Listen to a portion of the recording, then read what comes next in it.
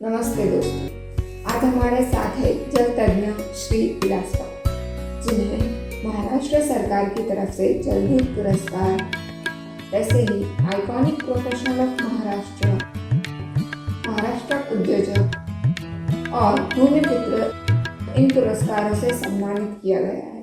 तो चलिए आज हम इनसे जानते हैं क्षार पानी और क्षार जमीन के समाधान के बारे में। तो सर, क्षार युक्त पानी मतलब क्या होता है? क्षार पानी यानी सॉल्टी वाटर क्या होता है?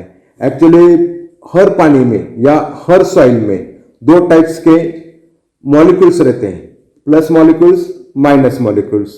प्लस मॉलिक्यूल्स क्या होते हैं? जो मिनरल्स, उसको प्लस मॉलिक्यूल्स बोलते हैं। तो उसके साथ कार्बोनेट, बाइकार्बोनेट, क्लोराइड ये ऐड हो जाते हैं तो क्षार बनता है। फॉर एग्जाम्पल, कैल्शियम मिनरल्स है, मैग्नीशियम मिनरल्स है, सोडियम मिनरल्स है, लेकिन उनके साथ कार्बोनेट, बाइकार्बोनेट, क्लोराइड ये माइनस मॉलिक्यूल्स ऐड हो जाते हैं तो सॉल्ट बनता है। तो वो डेंजरस रहता है।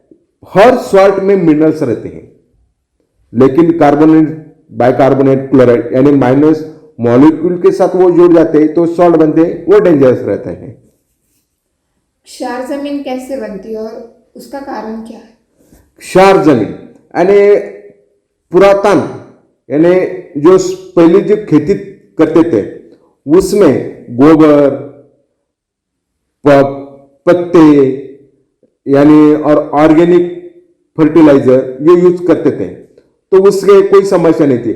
जैसे केमिकल पेस्टिसाइड यूज करने शुरू किया तो क्या होता है, सपोज फॉर एग्जांपल यूरिया जो रहता है उसके ऊपर लिखा हुआ है 50% नत्र, यानी आपको वो 50 केजी ही, 100 केजी में से 50 केजी आपको नत्र मिलने वाला है। तो बाकी 50 केजी क्या है? ये जैसे जमीन में इकट्ठा जमने शुरू हो जाते हैं तो उसके साथ पानी में जो कार्बोनेट, बाइकार्बोनेट, क्लोराइड आ जाते हैं तो उसके साथ वो रिएक्ट हो जाते हैं तो जमीन सॉल्टी बनती है। तो कैल्शियम कार्बोनेट, उसको चुनखड़ी बोलते हैं, तो वो पानी में रहेगी तो पानी हार्ड होता है, डेंजरस हो जाता है। तो उसमें साबुन भी लगाएंगे तो साबुन भी पिघल नहीं जाएगा, बाल भी खड़े हो जाएंगे। पाइप के अंदर जो स्केलिंग बनती है वो सॉल्टी वाटर के वजह से ही होती है। तो उसका दुष्परिणाम सिर्फ खेती के ऊपर ही नहीं, तो अलग अलग टाइप के ऊपर भी आपको उसके रिएक्शन दिखने शुरू हो जाते हैं। तो सर, क्षारयुक्त जमीन को हम फसल उगाने लायक कैसे बनाएं? क्षारयुक्त जमीन को फसल में लाने के लिए एक तो आप वाटर कंडीशनर यूज कर सकते हैं, या आपको पुरातन जो खेती करते थे वैसा यूज कर सकते हैं।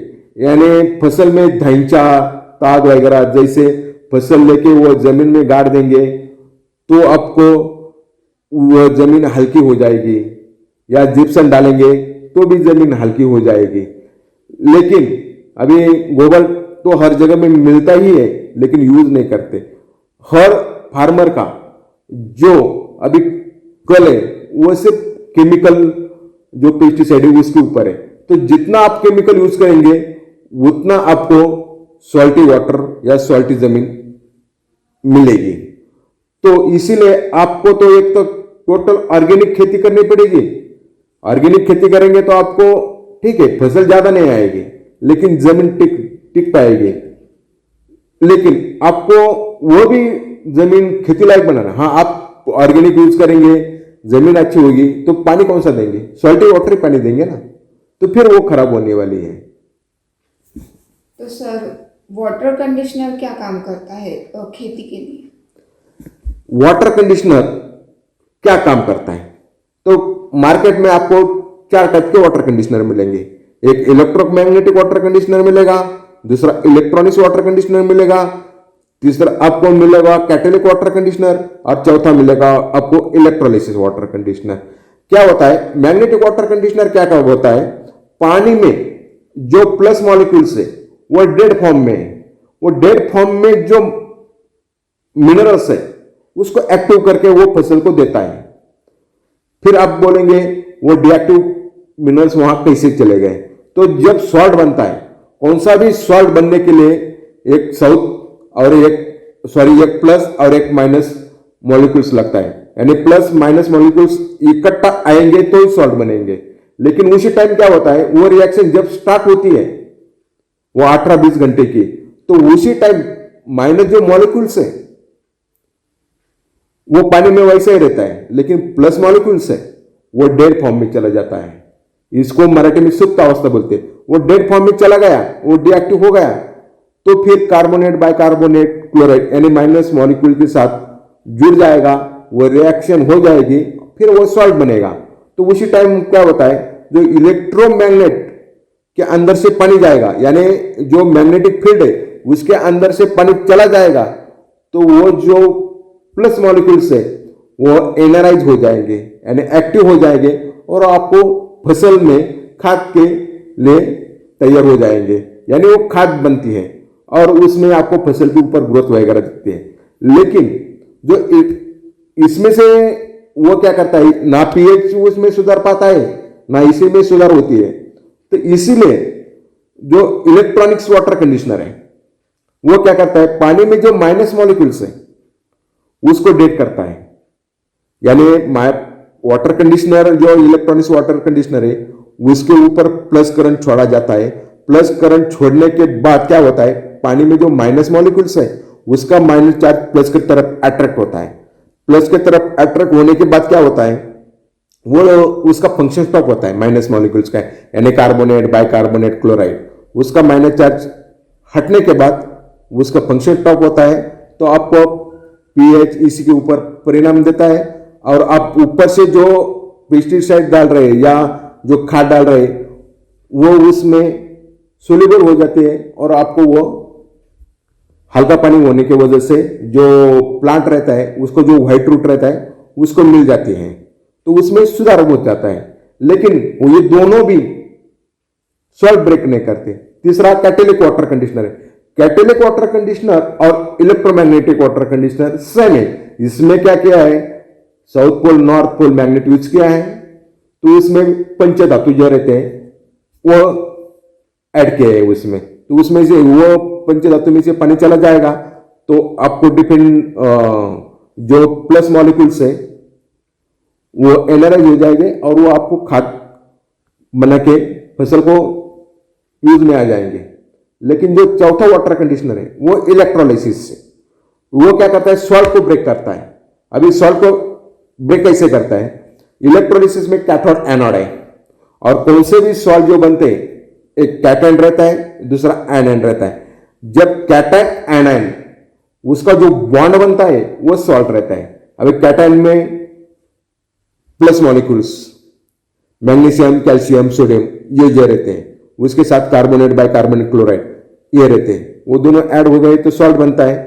तो वो फील्ड में से पानी चला जाएगा यानी फ्रीक्वेंसी में, तो प्लस की तरफ माइनस अट्रैक्ट होता है, यानी कैथोड की तरफ माइनस अट्रैक्ट होगा, माइनस की तरफ प्लस अट्रैक्ट होगा और जो सॉल्ट है वह आयोनाइजेशन होता है यानी ब्रेक हो जाता है। वो तो ब्रेक हो गया, अलग अलग हो गया, लेकिन एक तो माइनस है दूसरा प्लस है। माइनस जो रहेगा वो तो वैसे भी डेंजरस रहेगा, हार्मफुल रहेगा।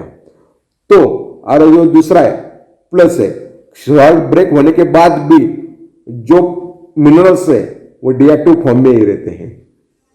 ऐसे 4 टाइप के वाटर कंडीशनर है। तो खेती में इसका कैसे इस्तेमाल हो सकता है? खेती में एक्चुअली ये जो वाटर कंडीशनर है, खेती में जैसे ये पानी की कंडीशनिंग यानी फिजिकल प्रॉपर्टी चेंज हो जाती है तो पानी हल्का हो जाता है। पानी हल्का हो जाता है तो उसमें आप ऊपर से कुछ भी डालेंगे तो सोल्यूबल हो जाएगा, तो आपको जो व्हाइट रूट को तुरंत मिल जाएगा। यानी ड्रिप वगैरह जो रहते हैं, पाइप के अंदर से जो ड्रिप रहता है ना वो स्केलिंग की वजह से ब्लॉक हो जाती है तो पानी मिलता नहीं। तो ये वाटर कंडीशनर यूज करेंगे तो आपको वो उसका जो परिणाम है वो आपको दिखाई देगा। कई इलेक्ट्रोमैग्नेट यूज करेंगे तो उसकी ग्रोथ बढ़ जाएगी फसल की, और इलेक्ट्रॉनिक्स वाटर कंडीशनर यूज करेंगे तो वो जो आप ऊपर से जो खाद दे रहे हैं वो सॉल्युबल हो जाएगी और वो जो प्लांट के यानी फसल के जो व्हाइट रूट है उसको वो मिल जाएगी और वो उसकी ग्रोथ हो जाएगी। और ये जो इलेक्ट्रोलिसिस जो वाटर कंडीशनर है वो अलग टाइप का है, यानी अभी मार्केट में वो वाटर कंडीशनर है ही नहीं। तो उसका सॉल्ट ब्रेक करेगा वो, लेकिन सॉल्ट ब्रेक करने के बाद क्या होता है, तो उसको भी डीएक्टिव करना चाहिए ना, माइनस मॉलिक्यूल्स को, और जो मिनरल्स है उसको भी एक्टिव करना चाहिए। तो इसके लिए यानी जो इलेक्ट्रोलाइसिस के बाद इलेक्ट्रॉनिक्स और इलेक्ट्रोमैग्नेटिक ये वाटर कंडीशनर बिठाएंगे तो बेहतरीन रिजल्ट मिल जाएगा इसमें। और जो चौथा जो वाटर कंडीशनर है वो कैटलिक बोलते हैं उसको, वो पंचधातु से बनता है, यानी 5 जो मेटल्स है अलग अलग टाइप के उसका बनाते हैं। फिर उसका तो और मैग्नेटिक वाटर कंडीशनर का फंक्शन सेम ही है। तो आपको पानी में यानी जो यूजफुल करना है आपको फसल के लिए, वाटर कंडीशनर के अलावा दूसरा कोई भी और कौन सा भी सॉल्यूशन नहीं है। ये तो आप शार्पर जमीन रहेगी यानी सॉल्टी वाटर जो रहेगी खेती, तो वो सुधार सकते हैं, वो आप गोबर भी डाल के भी सुधार सकते हैं, जिप्सम डाल के भी सुधार सकते हैं। लेकिन पानी आप सॉल्टी देंगे तो प्रॉब्लम तो ऊपर फिर होने वाली है।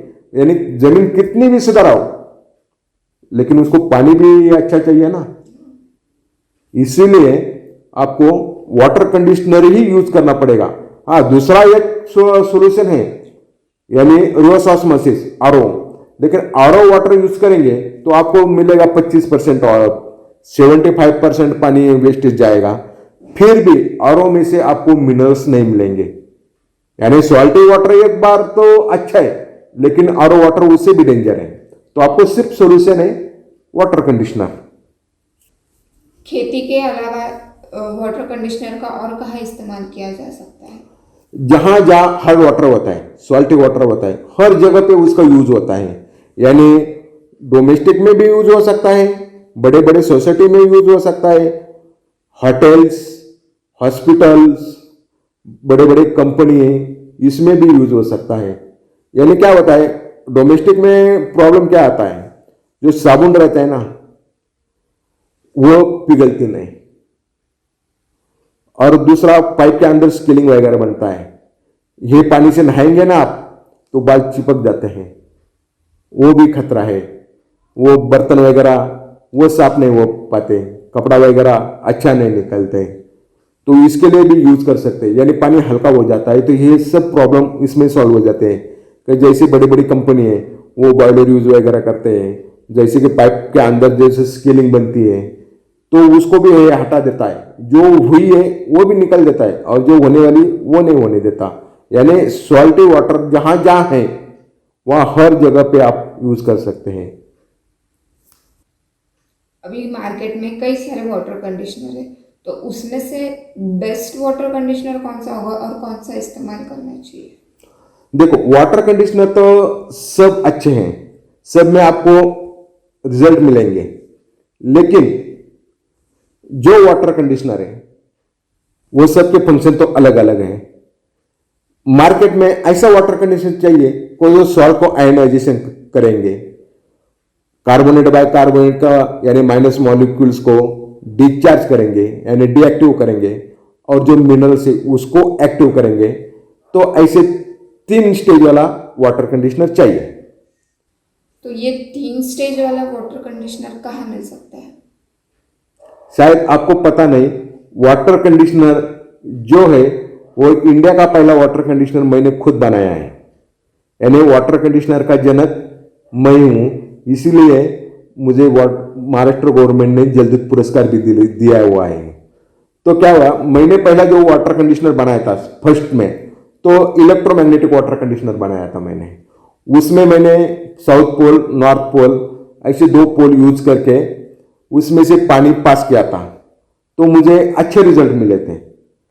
लेकिन जैसे जैसे मैं जहां जहां यूज करने लगा थोड़ी दिक्कत आने लगे, कहीं जो स्केलिंग प्रॉब्लम नहीं जाता था। तो फिर मैंने सोचा यार ऐसा कैसा हो रहा है, खेती के ऊपर तो रिजल्ट दिख रहे हैं लेकिन डोमेस्टिक में रिजल्ट क्यों नहीं दिख रहे हैं, ना कंपनी में रिजल्ट इतने अच्छे क्यों नहीं दिख रहे हैं। फिर मैंने उसके ऊपर स्टडी की तो पता चला मैग्नेटिक वाटर कंडीशनर उस जो पानी में जो मिनरल्स है ना उसको एक्टिव यानी एनर्जाइज करता है और उसका रूपांतर खाद में करता है। फिर सोचने के बाद मैंने इलेक्ट्रॉनिक्स वाटर कंडीशनर यानी डायनेमिक पल्स ये वाटर कंडीशनर बनाया। फिर दोनों इकट्ठे किए। इलेक्ट्रॉनिक्स वाला क्या करता है, पानी में जो माइनस मॉलिक्यूल्स है उसका चार्ज हटाता है और उसको डिएक्टिव फॉर्म में लेके जाता है। तो उसमें पीएच इसी उसकी बढ़ोतरी होती है या कम ज्यादा होता है रहते हैं, यानी नॉर्मल स्टेज में जो बनता है उसको लाइट बनाता है। तो उसमें से जो ऊपर से आप खाद वगैरह डालेंगे तो वो सोल्यूबल हो जाता है और वो आपको रिजल्ट दिखाई देता है। फिर मैंने दोनों मशीन इकट्ठे किए, फिर भी मुझे डाउट आ गया कि जो सॉल्ट है उसको क्या होता है। यह तो माइनस मॉलिक्यूल्स को डिएक्टिव कर रहा है और ये जो मैग्नेटिक वाटर कंडीशनर है वो जो प्लस मॉलिक्यूल्स है उसको एक्टिव कर रहा है, तो सॉल्ट ब्रेक कौन करेगा। फिर मैंने 2014 में इलेक्ट्रोलिसिस वाटर कंडीशनर बनाया का दुनिया का पहला water conditioner electrolysis water conditioner ये मैंने बनाया। फिर उसमें कैथोड एनोड यूज किए। कैथोड एनोड यूज करके मैंने कैटायन एनायन को अलग किया। कैटायन एनायन ये जो प्लस मॉलिक्यूल्स माइनस मॉलिक्यूल्स रहते हैं ना उसको कैटायन एनायन बोलते हैं। उसको अलग किया।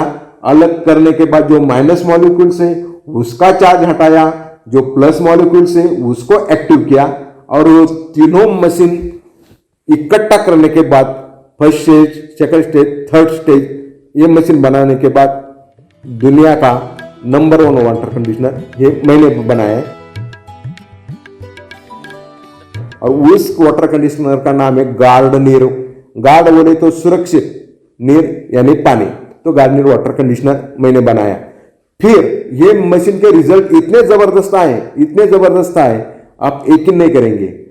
मुंबई में पोवई यहां IIT यानी इंडियन इंस्टीट्यूट ऑफ टेक्नोलॉजी उनके जो प्रोफेसर है दीपक बोरनारे उन्होंने ये मशीन के ऊपर PhD की है, उसके ऊपर संशोधन किया है और दुनिया का पहला मशीन है कि उसके ऊपर PhD हुई है। PhD होने के बाद फिर सभी पहचानने लगे ये वाटर कंडीशनर क्या होता है। फिर जैसे जैसे महाराष्ट्र सरकार ने जब चेक किया यानी देख लिया तो उनको पता चला अरे ये तो बेस्ट है। फिर उन्होंने जो मैंने काम किया, कार्य किया, उसके वजह से मुझे उन्होंने जल्द पुरस्कार मिला। फिर मैंने बहुत सारे फार्मर की समस्या यानी जो सॉल्टी जमीन थी उसको कन्वर्ट करके अच्छी फसल देने वाली लायक बनाई, तो फिर मुझे भूमिपुत्र पुरस्कार मिला। फिर मैं महाराष्ट्र का वाटर कंडीशनर का आइकॉन बन गया, तो मुझे फिर आइकॉनिक प्रोफेशनल ऑफ महाराष्ट्र पुरस्कार मिला। और ये महाराष्ट्र में ऐसा उद्योग मैंने लाया, इसीलिए मुझे महाराष्ट्र उद्योग भी पुरस्कार मिला है, यानी 4 पुरस्कार। और IIT ये मेरे लिए बहुत ज्यादा इंपॉर्टेंट है और इसीलिए मेरा वाटर कंडीशनर आज दुनिया का नंबर 1 है। और ये वाटर कंडीशनर इलेक्ट्रोलिसिस तो अभी किसी के पास है ही नहीं, वो भी मैंने खुद बनाया था। और महाराष्ट्र वाटर कंडीशनर का जनक था ही मैं, लेकिन तीनों वाटर कंडीशनर बनाने का जनक भी मैं ही हूं। और मेरा जो वाटर कंडीशनर का नाम है गार्डनियर वाटर कंडीशनर, ये शिव कृषि नेचर पुणे, ऐसा है। So thank you so much sir, आपने बहुत सही से आपकी इंफॉर्मेशन बताई है। आई होप आगे जाके आपको और तरक्की मिले और आप इससे बड़ा कुछ कर सको। Thank you so much sir. Thank you.